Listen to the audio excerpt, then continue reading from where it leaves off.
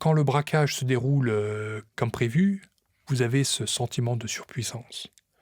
Ce qui est très, très faux, hein. Pendant un moment, vous n'êtes plus sur Terre. Vous êtes dans un monde irréel. Parce que c'est excessif, parce que c'est fou. Je vivais comme dans la dimension parallèle. Les braqueurs. Mickey. Épisode 5. Je peux dire que j'ai été condamné à 3 reprises en Europe, mais reproché 2 braquages de bijouterie. La police estime que j'en ai commis un petit peu moins d'une vingtaine. Mais bon, ça c'est leur droit, hein. Ils estiment ce qu'ils veulent. Moi, je peux vous dire que j'ai été inquiété par la justice à 2 reprises pour des vols de bijoux. Voilà. Mon dernier braquage, ça a été un véritable fiasco. Vraiment le contraire de tous mes principes. Ça a été pour payer une dette de jeu. J'avais écopé d'une peine de 10 ans en Autriche pour un braquage de bijouterie. Je sors de prison octobre ou novembre 2010 en conditionnel. J'avais l'intention de vraiment tourner la page et de commencer à vivre. Quelques semaines plus tard, à ma porte frappe un homme, usurier, prêteur sur gage, parce que j'avais emprunté pas mal d'argent pour continuer à alimenter mon problème de jeu. Et avec lui est un sale type, une raclure, mais une raclure très très dangereuse. Juste son nom évoque des frissons chez les gens. Il me met dos au mur et me dit « Écoute, Mickey, est-ce que tu peux payer ? Ça fait des années que j'attends. Des années de détention, hein, de prison. Hein. » Donc la réponse est négative, hein, je n'avais pas cet argent-là.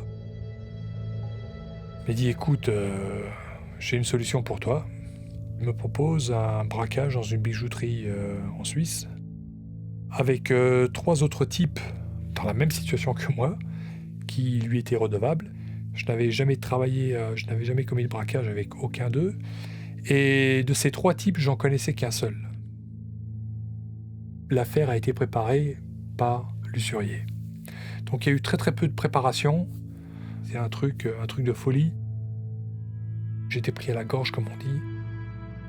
Rapidement, là nous sommes en février 2011. Je me retrouve à braquer une bijouterie en Suisse. Alors un type reste dans la voiture, supposé un Schumacher. Comme à mon habitude, moi je suis l'ouvreur, je rentre en premier. Je maîtrise le gérant et une employée. Je leur passe les cirflex aux mains, etc. Les 2 autres suivent, mais ne font rien de ce qui était prévu. Rien, mais alors rien. Tout part à la dérive. Moi, je m'étais retrouvé dans une pièce séparée de la pièce principale avec le gérant et l'employé. Et eux rentrent, commencent à tout péter, mais ne baissent pas les stores. Bien évidemment, tout ce brouhaha attire l'attention parce que c'est une rue très passante. Je remarque 3 policiers en pause, en train de regarder ébahis tout ce qui se passait dans la bijouterie. Et là, mon monde vacille. Les complices foutent la merde. On s'était convenu de parler qu'en anglais. Ils me disent en serbe « Hey, le grand, on va peut-être devoir se barrer, là ?» Eux commencent à sortir. Ils commencent à menacer les gens avec une bonbonne de lacrymogène. Je sors derrière eux et j'exhibe cette arme factice. J'ai vu que la police n'avait pas d'arme. Sinon, ils auraient déjà longtemps dégainé. Parce que la police en Suisse tire d'abord et pose des questions ensuite. Donc là, nous sommes en fuite et nous sortons à peine de la ville qu'un véhicule de police nous prend en charge. Et le Schumacher, qui était supposé être un pilote, panique, prend un chemin de forêt à 70 ou 80 km/h. Nous sommes tous en train de lui crier dessus « Ralentis, ralentis, abruti, ralentis, tu vas te manger un arbre, tu vas nous tuer ». La police à ce stade-là ne nous suit plus. il prend un virage et à l'entrée du virage se trouve un tracteur grand comme une maison. Cet abruti s'encastre dans une de ses roues.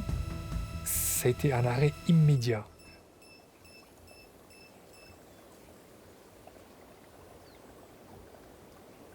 Le tracteur n'a même pas bougé. Quand la voiture a percuté ce tracteur, mon genou est venu percuter le tableau de bord, mais avec une telle violence qu'un courant électrique est passé à travers tout mon corps.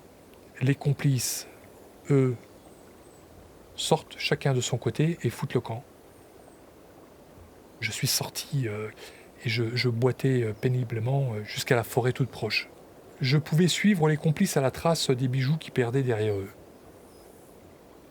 Je n'ai même pas fait 500 mètres, je me suis écroulé dans un buisson.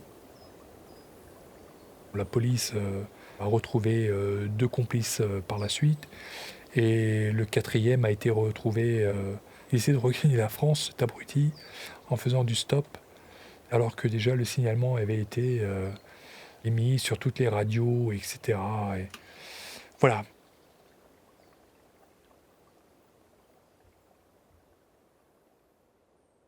Je me retrouve dans cette prison de 16 personnes. C'est incroyable. De la perspective française ou américaine ou autre, c'est vraiment incroyable. Le surveillant a le trousseau de clés à sa ceinture qui ouvre les portes de toute la prison. Donc, vous êtes à 3 portes de la liberté de la sortie. En Suisse, c'est votre droit constitutionnel. Vous avez le droit de vous évader tant que vous ne commettez pas d'autres actes criminels. Donc, mon objectif, c'était de gagner leur confiance. La chance m'a souri. Au bout d'1 mois, l'auxiliaire qui servait les repas sort de prison. Et pendant 2 mois, je suis l'auxiliaire dans cette petite prison. C'est-à-dire que je suis le détenu à qui on ouvre la porte en premier et auquel le surveillant ferme la porte en dernier le soir. Je suis libre de mes mouvements dans cette prison toute la journée. Et je suis là à une porte de la sortie de cette prison. Une opportunité s'est rapidement présentée. Le dimanche en particulier, parfois, il n'y avait qu'un surveillant sur place. L'idée, c'était de demander à passer un coup de fil et de s'assurer que le surveillant était tout seul. Alors mon complice dans cette évasion, une personne que je ne connaissais pas du tout avant mon arrivée dans cette prison, m'a fait un signe de la tête positif, comme quoi ça pouvait se faire. Et au moment où le surveillant ouvrait la porte de mon complice, qui était juste à côté de ma cellule, il m'a tourné le dos. Et là, je l'ai ceinturé. Au départ, il a pensé que je plaisantais. Il m'a dit arrête tes conneries ou un truc comme ça. Donc je le prends à la gorge sans serrer, mais je le prends à la gorge pour le faire voir que c'est sérieux. Et là, je lui dis Gigi, déconne pas, rentre dans ma cellule. Et donc lui prend peur, se retourne, les larmes aux yeux, je m'en rappelle comme hier, me dit salaud, pourquoi tu me fais ça? Je lui ai dit c'est pour l'amour et la liberté. Je sais que je l'ai énormément déçu, mais physiquement et psychologiquement, j'étais à bout. C'était la fin.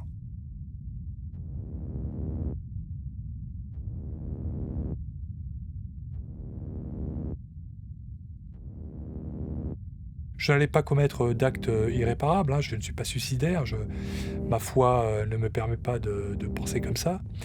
Donc je claque la porte et nous foutons le camp. Nous passons 3 jours en forêt, nous nous déplaçons que la nuit. J'arrive à me repérer assez facilement avec les étoiles, etc. Nous sommes à un jet de pierre de la France. Je passe la frontière cette nuit-là. J'ai retrouvé mon épouse qui était incroyablement surprise de me voir. Elle a su que j'étais revenu là que pour elle. On ne parle plus de Pink Panthers, on ne parle plus de rien. On parle d'un homme qui n'a qu'un seul but en tête, c'est de retrouver au plus vite la femme qu'il aime et de partir, espérer vivre quelque part où il ne sera pas inquiété, vivre tranquillement et caché, même s'il le faut, mais vivre en liberté et mettre toute cette histoire derrière lui. Ça ne s'est pas passé exactement comme ça. Bon, j'attends qu'un ami revienne de vacances pour me prêter de l'argent. 3 semaines s'écoulent. Je suis interpellé et de nouveau incarcéré. Je vous avoue avec un sentiment de soulagement. Parce que finalement, je ne vais pas avoir à me cacher. Mais bien sûr, d'autres problèmes prennent place à ce soulagement. Hein. Parce que je me voyais extrêmement malade. Je suis atteint de sclérose en plaques. Hein. En prison, mon état se dégrade très rapidement. Je suis pratiquement invalide. Le braqueur d'antan n'est plus psychologiquement, physiquement. Et une chose incroyable arrive. La justice fait un travail juste, requalifie ma condamnation et décide de s'aligner sur les condamnations suisses. Et quand la présidente prononce 3 ans, j'entends pas 3 ans, j'entends la vie. J'interpelle la présidente et je lui dis « Madame, je tiens à vous remercier pour votre écoute, pour la chance que ce tribunal m'accorde. Et je vous assure que ce ne sera pas en vain. » Voilà. Depuis mon incarcération aux États-Unis à l'âge de 27 ans, je n'avais jamais été en liberté plus de 8 mois, 8 à 10 mois. J'ai pratiquement passé 17 à 18 ans de prison. Depuis 2 ans et demi, je suis libre. Ça casse tous les records précédents. Mais j'ai 50 ans. Donc ça fait beaucoup. On ne va pas se mentir, il fut une époque où je vivais très bien. Cet argent que nous avions amassé nous permettait de vivre nos désirs les plus fous. Je ne crache pas dans la soupe parce qu'il y a eu des souvenirs inoubliables avec les potes. On flambait. C'était un pied de nez à la société. Vous vivez pour le jour même. Demain, c'est déjà loin. Vous vivez que pour le moment. Donc dès que vous avez cet argent, vous le gaspillez bêtement et c'est de l'argent pratiquement jeté par la fenêtre. Aujourd'hui, ce sont des années-lumière de ma vie actuelle. Je n'ai jamais eu si peu financièrement et pour la première fois de ma vie, je vis. J'apprends encore aujourd'hui à vivre les choses les plus banales. Manger une pizza en compagnie de ceux que j'aime, ce sont des choses qui sont magiques pour moi. Avant, il fallait que j'étudie et chaque regard. Est-ce que c'est un policier ? Pourquoi ce regard ?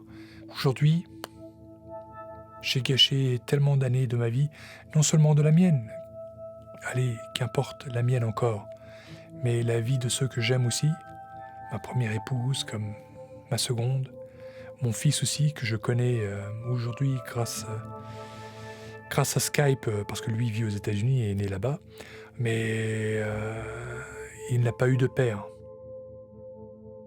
Et il n'y a pas d'argent dans ce monde qui vaut ce prix. Il n'y a pas.